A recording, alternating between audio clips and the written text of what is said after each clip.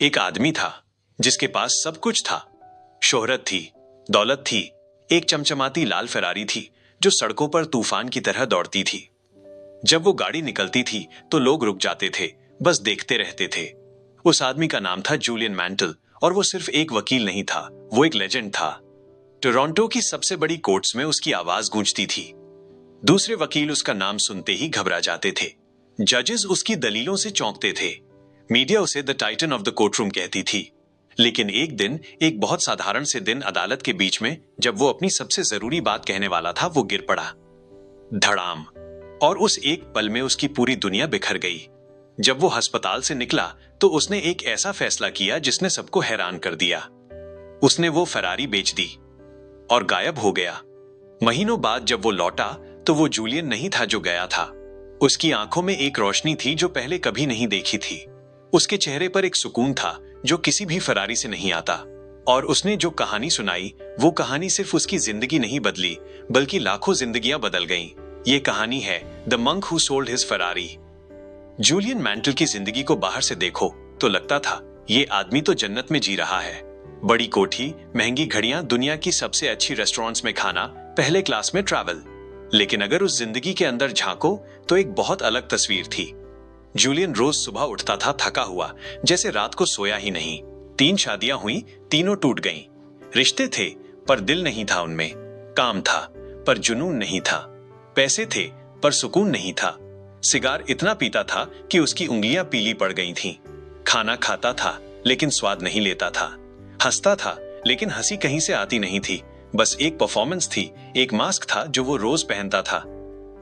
दिल के अंदर एक अजीब खालीपन था। एक सवाल जो वो खुद से पूछता था रात को जब अकेला होता था, इतना सब पाकर भी क्यों लगता है कि कुछ पाया ही नहीं। वो जवाब ढूंढता था पैसों में और खर्च करता जाता था। वो जवाब ढूंढता था शोहरत में और केस जीतता जाता था। लेकिन वो खालीपन, वो कभी नहीं भरा, क्योंकि जिस चीज को वो बाहर ढूंढ रहा था वो चीज अंदर थी। और उसे यह बात तब पता चली जब उसका दिल रुकने लगा। वो दिन था एक बड़े मर्डर ट्रायल का। जूलियन अपनी जिंदगी की सबसे इंपॉर्टेंट दलील दे रहा था। कोर्ट रूम खचाखच भरी थी।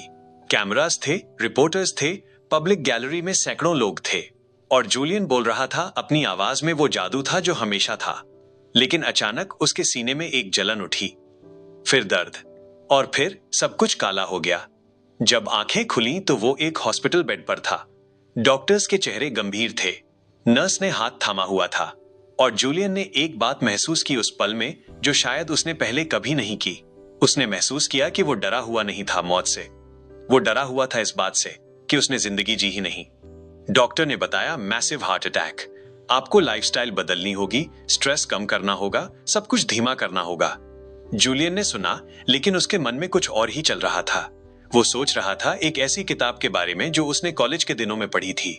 उसमें हिमालयस के संतों का जिक्र था, सिवाना के सेजेस, जो कहा जाता था कि वो ऐसे रहस्य जानते हैं जो इंसान को असली जिंदगी दे सकते हैं। उस वक्त जूलियन ने उसे डिसमिस कर दिया था, बकवास है, मिथोलॉजी है। लेकिन अब हॉस्पिटल बेड पर वो उसी किताब के बारे में सोच रहा था।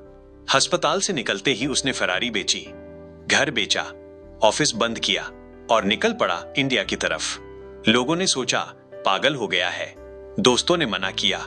लेकिन जूलियन के मन में एक बात बिल्कुल साफ थी, जो जिंदगी मैं जी रहा था वो मेरी जिंदगी नहीं थी। असली जिंदगी ढूंढनी है, चाहे जहां भी मिले। हिमालयस के रास्ते पर चलते चलते ऊंचाइयों पर, जहां हवा पतली होती है और दुनिया नीचे छूट जाती है, वहां जूलियन को एक रात मिले योगी रामन। एक बूढ़ा इंसान, सफेद कपड़ों में, आंखों में गहराई जैसे पहाड़ों की गहराई, मुस्कुराहट ऐसी जैसे सारे जवाब उन्हें पता हो और वो बस तुम्हारे पूछने का इंतजार कर रहे हों। योगी रमन ने जूलियन को सिवाना में स्वागत दिया और कहा, हम जानते थे तुम आओगे। जूलियन हैरान था, कैसे जानते थे? योगी रमन ने सिर्फ मुस्कुराकर कहा, जब कोई सच्चे दिल से ढूंढता है तो रास्ता खुद उसे ढूंढ लेता है। सिवाना में कुछ महीने बिताए जूलियन ने। वहां की सुबह अलग थी, शांत, जैसे दुनिया अभी जागी नहीं हो। वहां के लोग खुश थे, एक सादगी से भरी खुशी जिसमें कोई दिखावा नहीं था। और योगी रमन ने जूलियन को सिखाया जीवन के 7 रहस्य, एक एक करके, एक दृष्टांत के जरिए जो इतना सुंदर था कि जूलियन कभी भूल नहीं सकता था। योगी रामन ने एक दिन जूलियन से कहा, आंखें बंद करो और मेरे साथ एक सफर पर चलो। जूलियन ने आंखें बंद की। योगी रामन बोले, सोचो एक बाग है, खूबसूरत, हरा भरा, सुगंध से भरा। उस बाग में एक ऊंचा लाइट हाउस है जिसमें से रोशनी आती है, और उस लाइट हाउस के सामने एक विशालकाय सूमो रेसलर खड़ा है जिसके कमर में गुलाबी केबल बंधी है। उसके पैरों में एक स्टॉप वॉच रखी है और पास में पीले रोजेस का एक ढेर है। वो रेसलर उन रोजेस को उठाता है, सूंघता है और अचानक उसके सामने एक चमकता हुआ डायमंड आ जाता है। वो डायमंड इतना चमकदार है कि उसकी रोशनी से सारा बाग जगमगा उठता है। जूलियन ने आंखें खोली। ये सब क्या था? योगी रमन ने कहा, ये तुम्हारी जिंदगी का नक्शा है। इस दृष्टांत में 7 रहस्य छुपे हैं और जब तुम इन्हें समझ जाओगे तो तुम्हें कभी किसी फरारी की जरूरत नहीं रहेगी। पहला रहस्य, मास्टर योर माइंड। वो खूबसूरत बाग वो कोई और नहीं, तुम्हारा अपना मन है। योगी रमन ने कहा, हर इंसान के अंदर एक बाग है। कुछ लोग उसमें फूल उगाते हैं, अच्छे विचार, अच्छी आदतें, अच्छे सपने, और कुछ लोग उस बाग में घास फूस उगने देते हैं, नकारात्मक विचार, डर, शिकायतें, नफरत। उनको याद आया, वो रोज सुबह न्यूज़पेपर खोलता था जिसमें हादसे थे, झगड़े थे, घोटाले थे। वो ऐसे लोगों के साथ लंच करता था जो हमेशा किसी न किसी की बुराई करते थे। वो ऐसे शोज देखता था जो उसे और इरिटेबल बनाते थे, और उसका मन धीरे धीरे एक उजड़े हुए बाग में बदल गया था। मन ने एक बात कही जो जूलियन के दिल में उतर गई, तुम वो नहीं हो जो तुम सोचते हो, तुम वो हो जो तुम सोचते हो। यानी तुम्हारे विचार तुम्हारी जिंदगी बनाते हैं। अगर तुम रोज सोचते हो कि सब बुरा है तो सब बुरा ही नजर आएगा, लेकिन अगर तुम रोज अपने मन के बाग में एक अच्छा बीज डालो, एक अच्छी किताब पढ़ो, एक अच्छे इंसान से मिलो, एक अच्छा विचार सोचो, तो धीरे धीरे वो बाग जन्नत बन जाएगा। और जब मन जन्नत होगा तो जिंदगी खुद ब खुद जन्नत बन जाएगी। दूसरा रहस्य, फॉलो योर पर्पस। वो लाइट हाउस वो तुम्हारा धर्म है, तुम्हारा पर्पस है। योगी रामन ने जूलियन से एक सवाल पूछा जो बहुत सीधा था, लेकिन जवाब बहुत मुश्किल था। जूलियन, तुम इस दुनिया में क्यों आए हो? जूलियन चुप हो गया। उसने कभी ये सवाल खुद से पूछा ही नहीं था। वो इतना व्यस्त था केसेस जीतने में, पैसे कमाने में, दुनिया को इंप्रेस करने में कि ये पूछा ही नहीं कि मैं ये सब कर क्यों रहा हूं, मेरी असली मंजिल क्या है। योगी रमन ने कहा, जिस इंसान को अपना पर्पस पता है वो हर तूफान में भी खड़ा रहता है, जिसे नहीं पता वो जरा सी हवा में भी लड़खड़ा जाता है। उन्होंने एक बात और कही, अपना पर्पस ढूंढना मतलब कोई बड़ा काम करना नहीं है। पर्पस ये भी हो सकता है अपने बच्चों के लिए एक अच्छा इंसान बनना। पर्पस ये भी हो सकता है अपने गांव के लोगों की जिंदगी थोड़ी बेहतर बनाना। पर्पस का साइज मैटर नहीं करता, मैटर ये करता है कि वो असली हो, दिल से हो। जूलियन ने सोचा उसका पर्पस क्या था, और पहली बार उसे महसूस हुआ वो पर्पस था दूसरों को वो सिखाना जो उसने सिवाना में सीखा। तीसरा रहस्य, प्रैक्टिस काइजन। वो लाइट हाउस जो हमेशा जलता रहता है वो है कंटिन्यूअस सेल्फ इंप्रूवमेंट का प्रतीक। काइजन एक जापानीज शब्द है जिसका मतलब है हर रोज थोड़ा बेहतर बनो। योगी रामन ने कहा, लोग सोचते हैं कि बड़ी कामयाबी किसी बड़े मूवमेंट से आती है, एक बड़ा ब्रेक, एक बड़ा मौका, लेकिन सच ये है बड़ी कामयाबी छोटे छोटे रोज के इंप्रूवमेंट्स का नतीजा होती है। अगर तुम रोज 1% बेहतर होते हो तो 1 साल में तुम 37 गुना बेहतर हो जाते हो। ये मैथमेटिक्स है, ये मैजिक नहीं। जूलियन ने पूछा, लेकिन कैसे बेहतर बने, क्या पढ़ें, क्या सीखें? योगी रमन ने मुस्कुराकर कहा, शुरुआत करो अपने आप को जानने से। रोज कुछ वक्त अकेले बैठो, सोचो आज मैंने क्या अच्छा किया, क्या गलत किया, कहां बेहतर हो सकता था। यह सेल्फ रिफ्लेक्शन यही असली स्कूल है।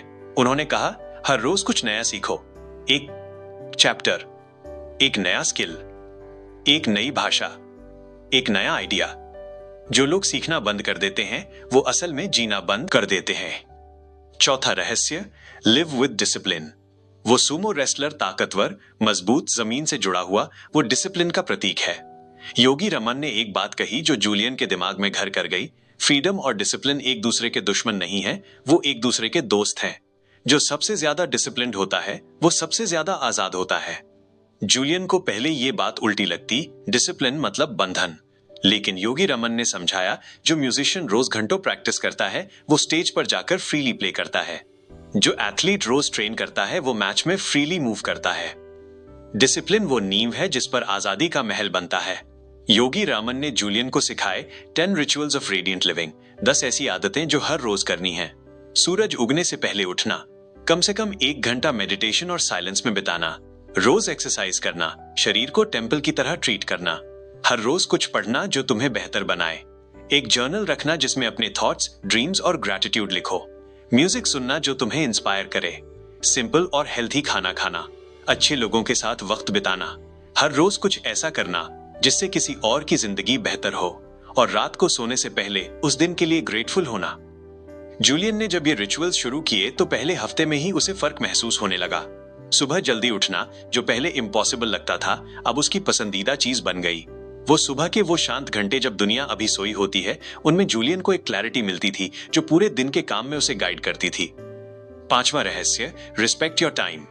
वो स्टॉपवॉच जो सुमो रेसलर के पैरों में थी, वो है टाइम का प्रतीक। और ये रहस्य जूलियन के लिए सबसे शॉकिंग था। योगी रमन ने कहा, टाइम वो इकलौती चीज है जो एक बार गई तो कभी वापस नहीं आती। पैसा खो जाए तो कमाया जा सकता है, हेल्थ खो जाए तो शायद वापस पाई जा सकती है, लेकिन एक गया हुआ पल वो हमेशा के लिए चला जाता है। जूलियन ने सोचा, उसने कितने ऐसे मीटिंग्स में बैठकर घंटे बर्बाद किए जो जरूरी नहीं थी, कितनी ऐसी बातचीत में वक्त खर्च किया जो कहीं नहीं ले जाती थी। योगी रमन ने एक प्रैक्टिकल टेक्निक दी, हर रात सोने से पहले अगले दिन के लिए 5 सबसे जरूरी काम लिख लो, और अगले दिन पहले वो 5 काम करो, बाकी सब बाद में। इसे कहते हैं द बिग 5, वो 5 काम जो तुम्हें तुम्हारे पर्पस के करीब ले जाते हैं, बाकी सब नॉइज है, डिस्ट्रैक्शन है। उन्होंने एक और बात कही, जो लोग कहते हैं मेरे पास टाइम नहीं है, असल में वो कह रहे हैं ये मेरी प्रायोरिटी नहीं है। ये बात जूलियन को तीर की तरह लगी। वो कभी अपनी हेल्थ को टाइम नहीं देता था क्योंकि वो कहता था टाइम नहीं है, लेकिन असल में वो हेल्थ को प्रायोरिटी नहीं देता था। 6वां रहस्य, सेल्फलेसली सर्व अदर्स। वो पीले रोजेस वो सेल्फलेस सर्विस का प्रतीक हैं। योगी रमन ने कहा, दुनिया का सबसे बड़ा रहस्य ये है, जो दूसरों को देता है उसे सबसे ज्यादा मिलता है। ये कोई रिलीजियस बात नहीं है, ये एक यूनिवर्सल ट्रूथ है। जो टीचर अपने स्टूडेंट्स को पूरे दिल से पढ़ाता है, उसे खुद सबसे ज्यादा सीखने को मिलता है। जो डॉक्टर अपने मरीजों की सच्ची केयर करता है, उसे अपने काम में जो सेटिस्फैक्शन मिलती है, वो किसी भी सैलरी से बड़ी होती है। जूलियन को याद आई एक बात, उसने एक बार कोर्ट के बाहर एक बेघर बच्चे को देखा था, ठंड में कांप रहा था। जूलियन ने उसे अपना कोट दे दिया था बिना सोचे। उस रात जो नींद उसे आई थी, वो उसकी सबसे महंगी बेड पर भी कभी नहीं आई थी। एक छोटे से एक्ट ऑफ काइंडनेस ने उसे वो दिया था जो करोड़ों रुपए नहीं दे पाए थे, एक जेन्युइन फीलिंग ऑफ पीस। योगी रमन ने कहा, वो रात तुम्हें याद है ना, क्योंकि उस रात तुमने पहली बार खुद को पाया था। एक बात और कही, जो जिंदगी सिर्फ अपने लिए जी जाए वो जिंदगी बहुत छोटी होती है, जो जिंदगी दूसरों के लिए जी जाए वो जिंदगी इतनी बड़ी होती है कि मौत भी उसे खत्म नहीं कर सकती। गांधी याद है, मदर टेरेसा याद हैं? वो लोग जो हमेशा याद किए जाते हैं, वो लोग नहीं हैं जिनके पास सबसे ज्यादा था, वो लोग हैं जिन्होंने सबसे ज्यादा दिया। 7वां रहस्य, एम्ब्रेस द प्रेजेंट। वो चमकता हुआ डायमंड, वो है प्रेजेंट मोमेंट। आज का ये पल, अभी की ये सांस। योगी रमन ने कहा, इंसान या तो कल में जीता है या कल में, या तो वो अपने पास्ट के बारे में सोचकर रोता रहता है, जो हुआ, जो नहीं होना चाहिए था, जो छूट गया, या वो फ्यूचर की चिंता में डूबा रहता है, जो होगा, जो हो सकता है, जो डर है। लेकिन असली जिंदगी वो तो बस इसी पल में है। लेकिन प्लानिंग जरूरी है ना, फ्यूचर के बारे में सोचना जरूरी है ना? योगी रमन ने जवाब दिया, बिल्कुल, लेकिन प्लानिंग करना और फ्यूचर में जीना दो अलग बातें हैं। तुम प्लान करो फ्यूचर का, लेकिन जियो इस मोमेंट में। हर काम को पूरे प्रेजेंट से करो, पूरे दिल से, पूरे ध्यान से। उन्होंने एक जापानीज कॉन्सेप्ट बताया, इकिगाई, और एक बात कही जो जूलियन ने अपने जर्नल में लिख ली, the quality of your life is determined by the quality of your present moments. Julian ने सिवाना में जो कुछ सीखा वो इतना गहरा था कि उसे लगा जैसे पहले वो एक गहरी नींद में था और अब जागा है। वो हिमालयस से उतरा नए इंसान की तरह, और उसने अपने पुराने दोस्त जॉन को वो सब कुछ बताया। जॉन जो एक वकील था, पहले स्केप्टिकल था।